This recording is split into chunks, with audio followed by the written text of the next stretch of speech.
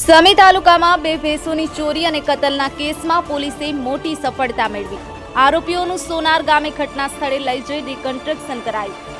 પાટણ જિલ્લાના સમી તાલુકામાં બે ભેંસોની ચોરી અને કતલના કેસમાં પોલીસે મોટી સફળતા મેળવી છે। એલસીબી પોલીસે 4 આરોપીઓની ધરપકડ કરી છે, જ્યારે 2 આરોપીઓ હજુ ફરાર હોવાનું જાણવા મળી રહ્યું છે।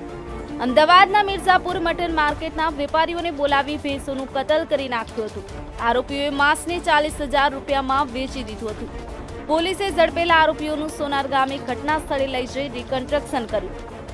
પોલીસ તો માગે બઢો હમ તુમારે સાથ હેના ગ્રામજનોએ નારા લગાવ્યા।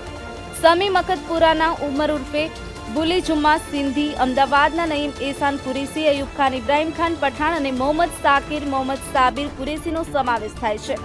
સિંધી પિરાજામા અને કુરેશી સલમાન અબ્દુલ રહેમાન હજુ ફરાર છે। પોલીસે આરોપીઓ પાસેથી રોકડ રકમ, સેન્ટ્રો કાર અને મોબાઈલ મળી કુલ 1.11 લાખ રૂપિયાનો મુદ્દામાલ જપ્ત કર્યો છે। Bhanu Pandya, AB news Gujarati, Patan.